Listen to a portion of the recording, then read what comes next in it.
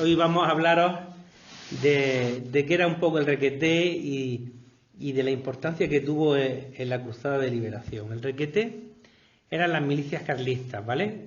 El Requeté como organización se funda en 1907, creo que la funda José María Roma, Juan María Roma. 1907 como una especie de juventud del carlismo, pero con vocación paramilitar, ¿vale?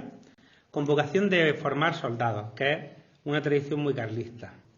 Entonces, empieza en 1907. Con la llegada de la República, las otras facciones del carlismo, el integrismo, el mellismo, vuelven a retornar a la comunión tradicionalista y el Requeté vuelve a tomar un impulso. Ya antes el Requeté había tenido algunas actuaciones importantes, sobre todo, por ejemplo, en la Semana Negra, se dice así, ¿no? Semana Trágica de Barcelona, donde, por ejemplo, uno de los requetés en el barrio de Sarriá lo defendieron contra las hordas de anarquistas y obreristas que incendiaron la ciudad de Barcelona durante esa semana.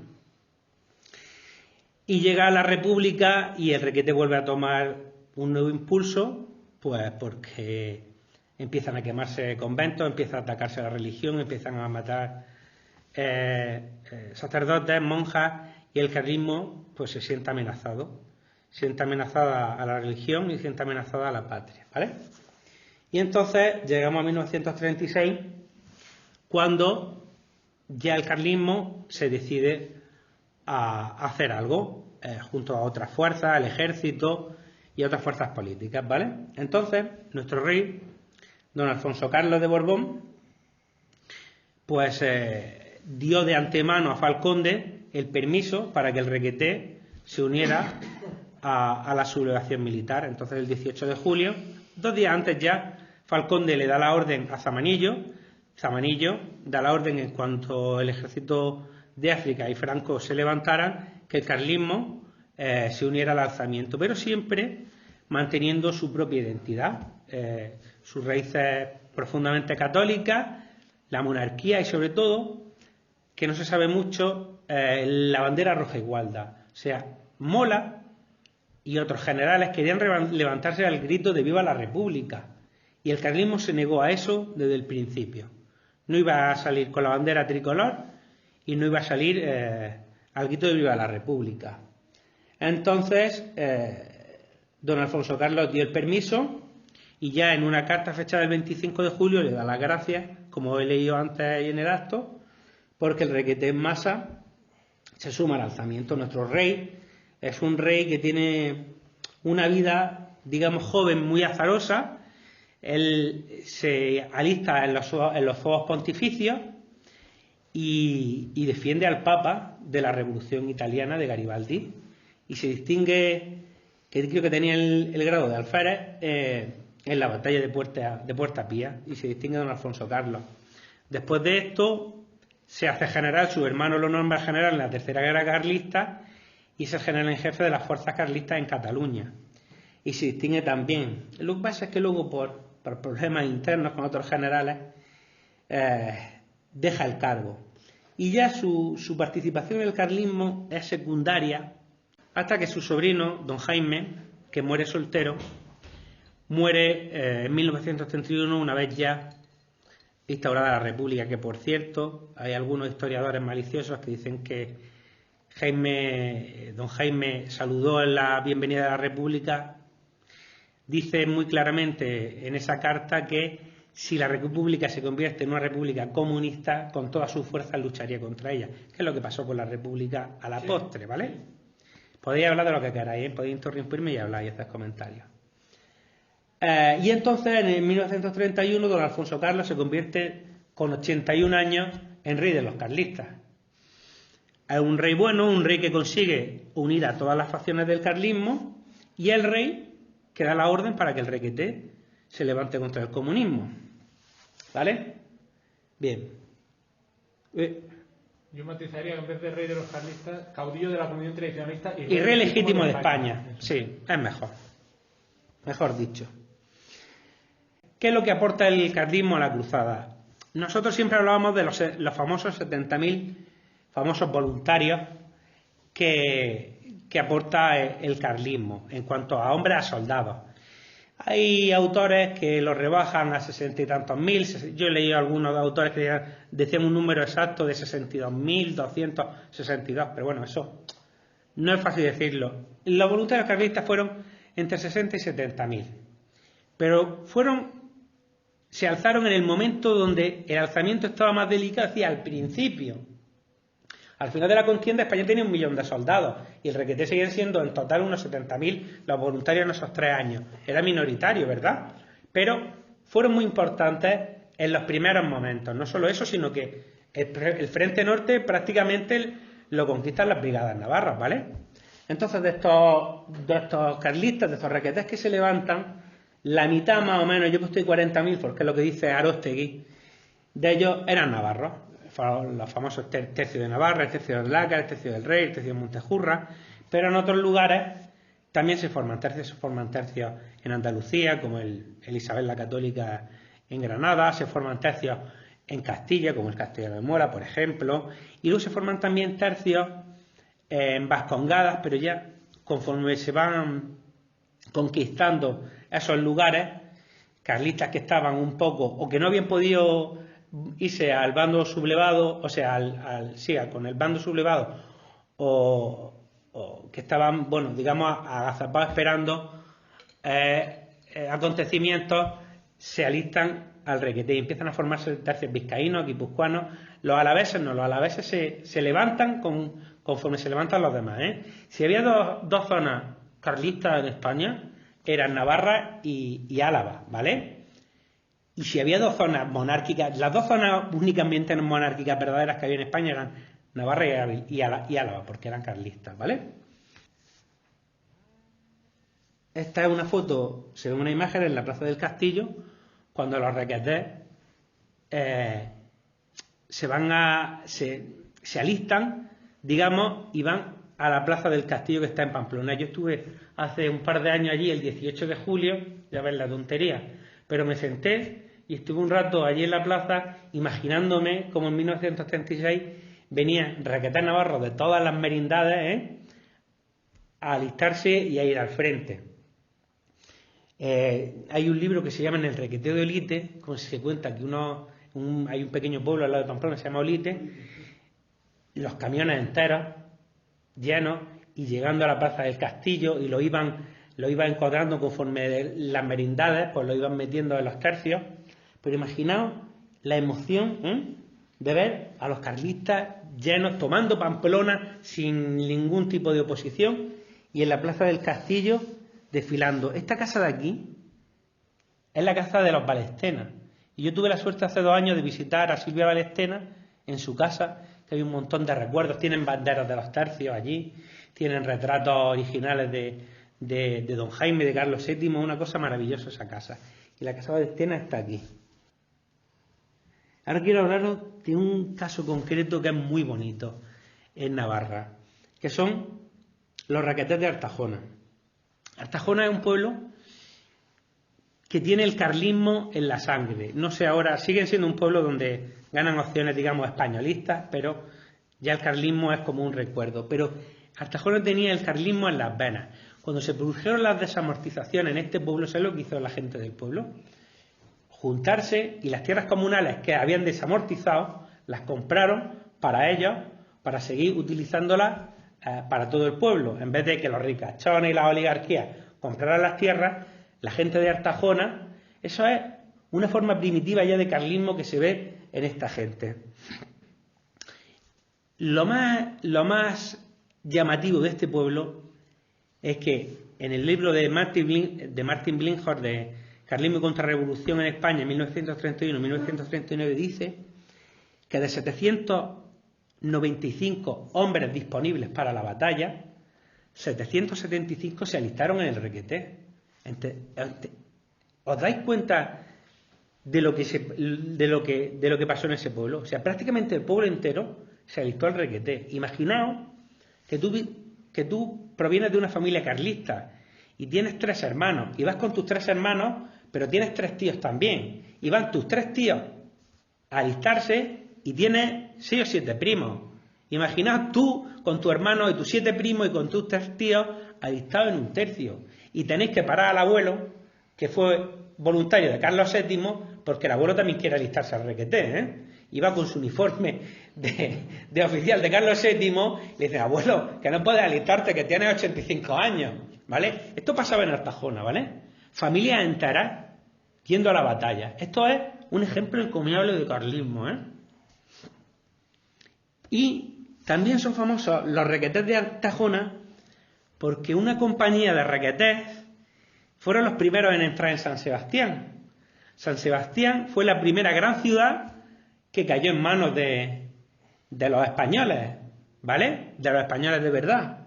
Y los primeros que quisieron entrar fueron los requetés de Artajona. Entraron y, como dice ahí, solo hubo un herido. ¿Qué le pasó al herido? Que los requetés, estos 40 requetés, quisieron tomar la Diputación, que efectivamente la tomaron, pero quisieron entrar todos a la vez. Y como somos unos burros los carlistas, porque lo somos, entraron todos a la vez por la puerta y uno se dio contra el marco. Y se hizo una brecha en la cabeza. Y ese fue el único herido y la única resistencia que tuvieron los requetés cuando entraron en San Sebastián. Por supuesto, entraron en San Sebastián y, como hablábamos antes, la gente, con banderas españolas, vienen a liberarnos. A lo mejor la semana pasada iban todos con icurriñas en los balcones, llegaron todos con banderas españolas y ya se formaron 3 tercios en Guipúzcoa, ¿vale?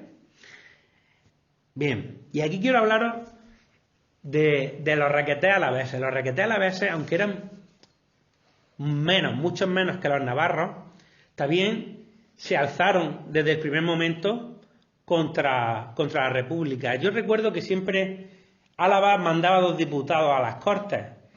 Uno de ellos solía ser siempre socialista, pero uno de ellos siempre era carlista, que era Oriol.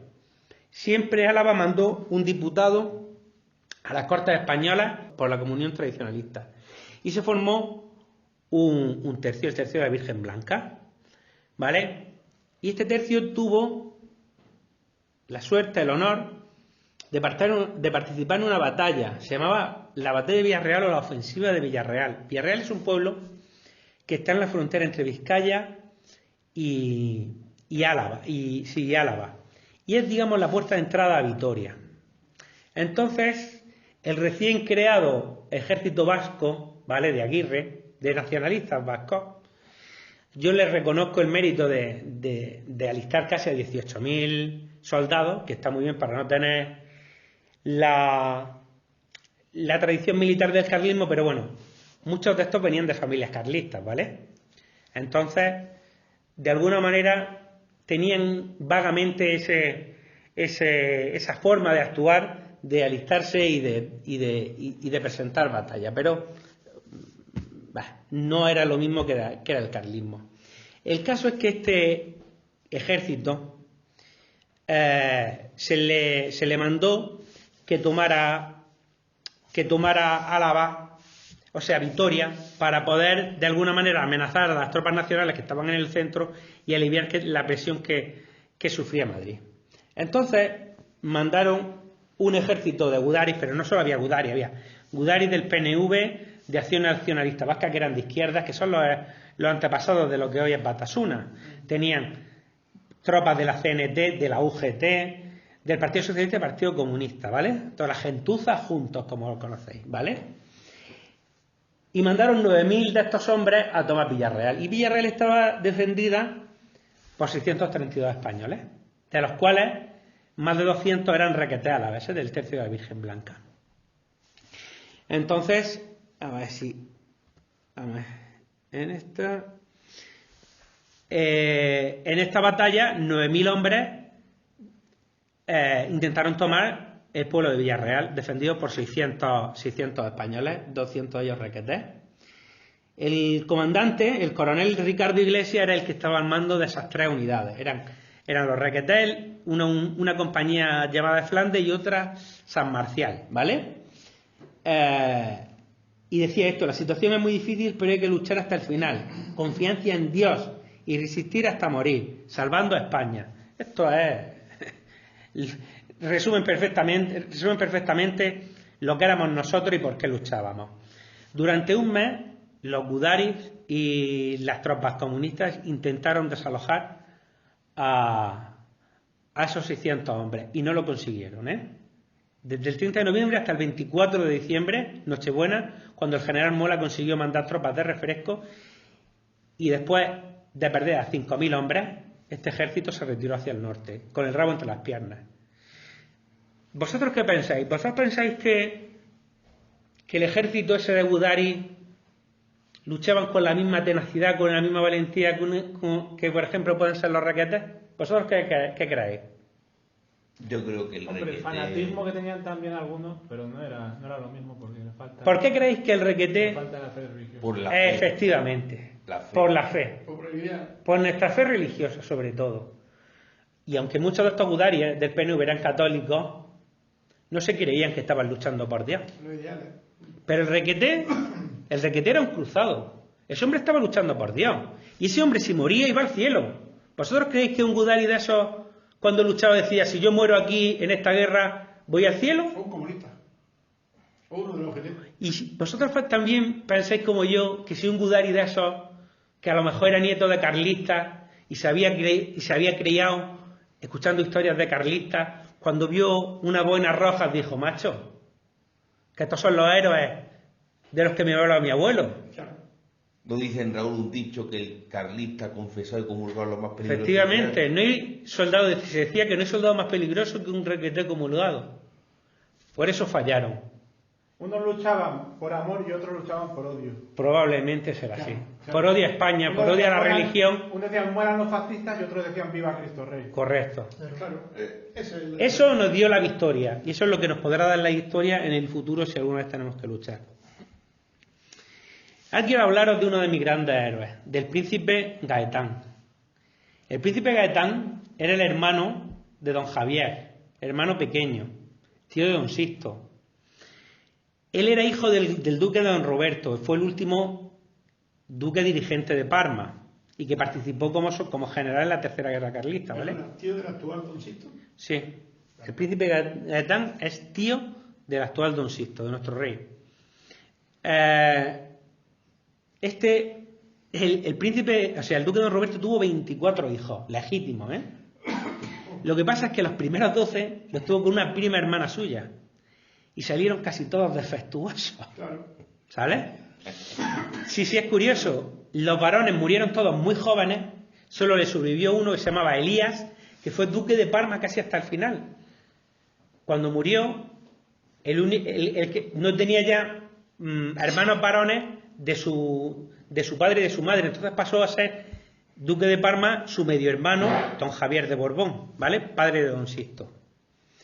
Entonces, los primeros 12 hijos fueron defectuosos, incluso las hijas que sobrevivieron se metieron todas a monjas, porque tampoco tenían unas grandes luces. Pero luego, el duque don Roberto se casó en segunda nupcia con una princesa de Braganza, ¿vale? Y tuvo otros 12 hijos. Y tuvo 12 hijos maravillosos. Tuvo 12 hijos, 6 varones de los cuales 4 lucharon en la Primera Guerra Mundial, 2 con los imperios centrales, el Imperio Austrohúngaro, y 2 con los aliados, con Bélgica, ¿vale? Porque eran primos de los reyes de Bélgica. Entre ellos don Javier, que luchó en la Primera Guerra Mundial como coronel de artillería en Bélgica, ¿vale?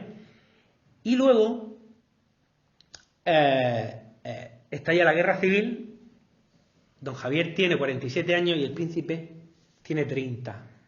Al principio, cuando era joven, don Gaetán, se llama Cayetano de Borbón Parma, pero Gaetán es la forma francesa. El príncipe Gaetán pensaba que el carlismo era algo vetusto, antiguo, pero poco a poco empezó a conocerlo y se enamoró del carlismo, hasta el punto que decía, ya cuando era él de Requete, que el carlismo era muy bonito, que era como una gran catedral, antigua, solemne, hermosa. Eso es lo que decía el príncipe Gaetán. Bien, entonces el príncipe con 30 años convence a su hermano de alistarse en el Requeté. Su hermano lo acepta y así lo dispone. Entra por la frontera de Francia y entra con un nombre falso, porque desde el régimen no se quería que ningún Borbón se implicara en la guerra. Entonces toma el seudónimo de Gaetán de Labardín. Y ahí está en el tercio de Navarra, que está comandado por Luis de Villanova, que era comandante y noble granadino, hermano de don Javier. Gaetán está desde enero hasta mayo, que lo hieren en el tercio de Navarra. Tiene una anécdota muy bonita, y es, para que veáis cómo era él y que era un príncipe verdadero. Estaba un requeté joven que tenía fama, entre comillas, de ser cobarde, de no tener muchos restos. Entonces, en uno de los asaltos, el príncipe requeté, don Gaetán, se puso al lado de él y le dijo: me han dicho que tú eres uno de los más valientes de la gente del tercio y me pongo a luchar aquí contigo. Y eso le dio como una confianza especial a ese hombre y consiguió que fuera un héroe, que fuera con él y fueran los primeros en asaltar las líneas enemigas.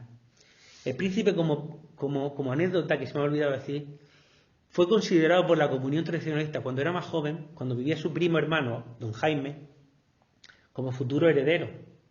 Pero fue el propio príncipe Gaetán el que lo rechazó. O sea, lo llamó un día don Jaime, que estaba con todos sus colaboradores, estaban discutiendo cuál iba a ser la sucesión. Y entró en la sala don Cayetano y le pregunta directamente don Jaime: Cayetano, si yo te propongo que seas mi heredero como rey de España, ¿qué dirías? Y él dijo: pues no. Y le dice don Jaime a sus colaboradores: ¿veis que os lo dije que no iba a querer? Porque esa era la humildad del príncipe Gaetán, porque no se veía digno de ser rey de España, pero lo consideraron la gente de la comunión católica monárquica. Bueno, el caso es que el príncipe Gaetán, en el frente de Bilbao, en una de las pequeñas batallas que se daban en el frente, fue herido en el cuello. Como anécdota decía, cuando le hirieron: quiero morir como un navarro. Y tú decías: ¿cómo mueren los navarros? Y él decía: quiero morir como un navarro. Y lo que quería es que le dieran la bota de vino para dar un último sorbo de vino navarro antes de morir. Entonces, bien herido, lo llevan al hospital Alfonso Carlos. Y ahí ya tienen que decir que es el hermano del rey. Para el hospital Alfonso Carlos era el hospital de los carlistas, Estaba formado por voluntarios carlistas, enfermeras carlistas, médicos carlistas, ¿vale? Y tuvieron que decir que era el hermano del regente, del príncipe regente. Y allí lo trataron bien, curaron su herida y estuvo durante varios meses reponiéndose de las heridas de guerra. Fue condecorado y fue ascendido al alférez por méritos de guerra, ¿vale? Allí tiene también otra anécdota muy curiosa para que veáis cómo trataban en el Alfonso Carlos a los heridos. Entonces, de las primeras noches que él ya pudo comer, le pusieron la cena, pidió la cena, se la pusieron y le ponían un manjar de comer, una cosa buenísima. Cuando vino, las monjitas, porque muchas de las enfermeras eran monjas, las monjitas vinieron a retirarle la comida y él estaba algo molesto y dijo: veréis, yo aquí no soy un príncipe, aquí soy un soldado más. A mí no me tenéis que poner de comer especial porque sea un príncipe. Y empezaron las monjas a reírse. Y el príncipe le pregunta que por qué se ríen. Y las monjas le dicen que esa era la comida estándar que se le ponía a todos los enfermos. Es decir, se trataba también a los requetés que se le daba de comer como a príncipes, ¿vale? Bien. Luego el príncipe Cayetano tuvo que volver ya porque no le dejaron volver a alistarse en el tercio de Navarra en el que estuvo y tuvo que volver a Francia con su hermano. Murió de un accidente trágico que tuvo cuando iba a ver a su hermano en 1953. Iba a ver a su hermano Luis en el sur de Francia y tuvo un accidente muy grave y lo llevaron al hospital. Y su hermano Luis, cuando se enteró, fue a verlo. Y justo antes de morir, el príncipe Cayetano le dice a su hermano: ¿sabes a quién he visto esta noche? Y dice su hermano: ¿a quién? Dice: al Papa Pío X sentado ahí. El Papa San Pío X fue su padrino de bautismo, ¿vale? Del príncipe Cayetano. ¿El padrino fue? Fue su padrino de bautismo. Y dice he estado viendo toda la noche al Papa San Pío X. Y fue decir eso, empezar a fallarle el corazón y morir. Su hermano fue por ayuda, pero ya no se pudo hacer nada. Pero el Papa fue a recogerle. El Papa San Pío X, cuando él estaba ya preparado para irse, vino a por él. Eso a mi madre le pasó algo parecido, porque una tía suya, que se llevaba muy bien con mi abuelo, eran hermanos. Y esa mujer, justo antes de morirse, le dijo a su hija, dice, he visto a mi hermano Mariano, que es mi abuelo. Y es porque se llevaban tan bien que mi hermano, o sea, mi abuelo, fue a recogerla a ella cuando estuvo a punto de morir. Y el príncipe Cayetano murió el día de antes de los mártires de la tradición y pidió expresamente que le enterraran con su boina roja, ¿vale? Fue enterrado el día 10 de marzo, día de los mártires de la tradición. Es curioso, ¿verdad? Otro de mis grandes héroes de la Casa de Borbón es don Alfonso de Borbón y Pintor, segundo duque de Santa Elena, que en el 36 se alista y es comisionado como teniente en el tercio castellano de Mola. Va ascendiendo hasta convertirse en el comandante del tercio. Este hombre era extremadamente querido por sus hombres, ¿vale? Era el primero que se lanzaba a la batalla. No era uno de estos comandantes que estaban en retaguardia, él iba con su hombre. Él era burgalés, pero venía de familia muy, muy carlista, ¿vale? Y su esposa también lo era. Se casó y tuvo 3 hijos, hoy día tiene un montón de descendientes, tiene, me parece que 9 o 10 nietos, algunos de ellos Borbones. Pero aunque el título de duquesa de Santa Elena creo que lo va a heredar una mujer, no sé si realmente es lo mejor, pero bueno. Este hombre era extremadamente querido por sus hombres y hasta casi el final de la guerra estuvo con ellos luchando. Murió, participó en el sitio de Santander, en las campañas de Santander de Asturias, en la batalla de Teruel y en la batalla del Ebro. Y la batalla del Ebro, en una de las pequeñas mini batallas de toda la contienda, pues fue herido mortalmente a finales del 38 y murió. Al poco su mujer murió, dicen que de tristeza, en el 39, porque se querían muchísimo. Pero fue un gran hombre, un gran héroe del carlismo. Y luego quiero hablaros también del tercio de Montserrat. El carlismo en Cataluña tenía muchísima fuerza. De hecho, raquetés durante la República había hasta 3.000 raquetés catalanes. Pero no todos pudieron alistarse en el tercio porque Cataluña quedó en manos de la República, como todos sabéis. Entonces, como pone ahí abajo, hubo 1.200 mártires carlistas en Cataluña. O sea, 1.200 hombres carlistas que murieron solo por su fe. Hay un libro que se llama Los mártires carlistas en Cataluña y da unas listas precisas de los carlistas que hubo y los carlistas que hubo asesinados. De estos no se acuerdan nunca, ni la Esquerra Republicana, nadie se acuerda de esta gente. Y entre ellos hubo también raquetés que no pudieron alistarse, pero otros pudieron salir del cerco. Y se organizó un tercio de raquetés catalanes y valencianos que se llamó el tercio de Nuestra Señora de Montserrat, ¿vale? Fue un tercio que ganó la Cruz Laureada de San Fernando, estuvo en los frentes más importantes del Ebro y en otros también muy importantes, pero ganaron su Cruz Laureada de San Fernando en la batalla de Codo. En la batalla de Codo fue un pueblo que estaba a 3 kilómetros de Beltiche, en el frente de Zaragoza, en agosto del 37.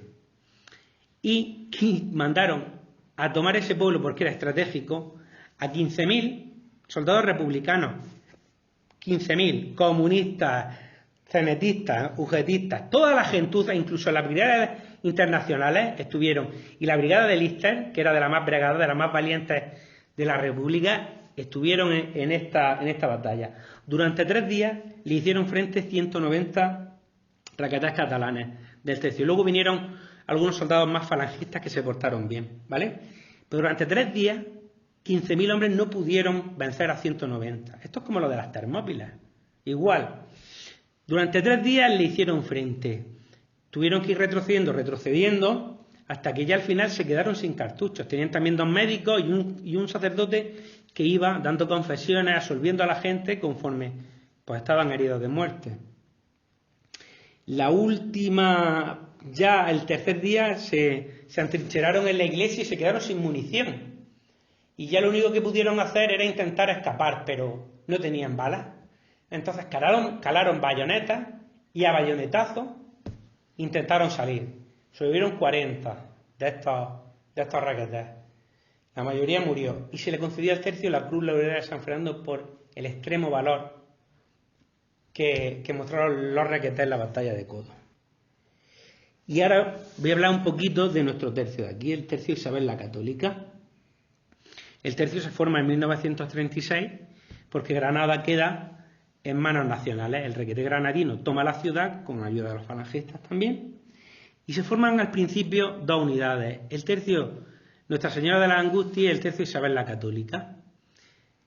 Pero ante, digamos que la falta de efectivos, en la confusión, se decide crear un tercio único que se llama Tercio Isabel la Católica y Nuestra Señora de la Angustia. Este es el nombre oficial, no solo Isabel la Católica, Isabel la Católica y Nuestra Señora de la Angustia. Este tercio tiene la característica de que no funciona como una unidad única en un frente, como la mayoría de los tercios. Granada era un frente, pues digamos que Granada estaba aislada, entonces había como varios frentes. Entonces el tercio lo que hicieron fue dividirlo. Ganaron la medalla individual a la valentía en Antequera y luego también secciones del tercio, por ejemplo la del teniente Rubio Moscoso, pues por ejemplo 70 requetés junto con él fueron los que defendieron Sierra Nevada y estuvieron pasando inviernos crudísimos defendiendo las posiciones que tenían en Sierra Nevada. Entonces este tercio es muy especial porque funciona, digamos, de manera muy dispersa. Aquí veis a los requetés que están en Sierra Nevada, que le está nevando y tienen pinta de pasafrío. Y este es el requeté, el teniente Rubio Moscoso, que murió, no sé, hace un año o dos. Hace poco. Murió hace 2 o 3 años. Sí, con 100 y pico de años. Sí, señor. El campamento que hay en Padú, campamento militar que estuvo durante muchos años y hoy en día las extracciones siguen, y donde se hace la romería se llama Rubio Moscoso. Pero es porque un hermano suyo cayó en la División Azul. Cayó en la División también heroicamente. Heroicamente. Sí. Este hombre es un héroe para nosotros. Deberíamos tenerlo como tal. Y luego ya por último, Antonio Mollelazo. Este es nuestro santo. Este es el santo del carlismo. Igual que los cristeros tienen a su santo, que se me olvida el nombre, el niño cristero que lo hicieron santo. ¿Cómo ganó su martirio? Pues el niño lo cogieron las tropas federales mexicanas y lo estuvieron torturando para que jurara de su fe católica. Y conforme le iban haciendo heridas en los pies, en las plantas que se las rajaron, él decía: viva Cristo Rey, el chico. Pues Antonio Mollelazo igual. Lo cogieron, lo amordazaron, lo torturaron y a cada tortura él decía: viva Cristo Rey, hasta que murió, y murió diciendo: viva Cristo Rey. Es el mismo ejemplo que el del niño cristero. Lo que pasa es que no quieren hacerlo santo. Está la cosa muy parada porque, según me dijo... No, y me dijo Miguel Ayuso que conforme está la autoridad eclesiástica ahora, son muy reticentes a un soldado a hacerlo santo. Pero este es nuestro santo, ¿vale? Igual que tenemos héroes mártires, tenemos santos y este es nuestro santo. Y debéis, si podéis, rezarles, si podéis, que ya veréis que dará buenos frutos. Y nada más, solo que nuestra causa, la causa del carlismo, es la causa del Señor. Nosotros no nos hubiéramos metido en la guerra si no es por nuestro Señor. Y ante Dios no será el héroe anónimo. Esta es la pintura de Augusto Ferrer Dalmau, que se ve un requete caído en nuestro Señor Jesucristo, confortándolo y acogiéndolo en su seno. Antes de terminar, porque esto es lo último, quiero poneros un pequeño vídeo de unas palabras de Don Sixto. Les agradezco muchísimo y quedaría solamente acabando con esta esperanza que tenemos todos, el grito que recordó el Padre esta mañana a la misa, que los requetés morían gritando viva Cristo Rey. Creo que todos tenemos la esperanza de morir gritando viva Cristo Rey.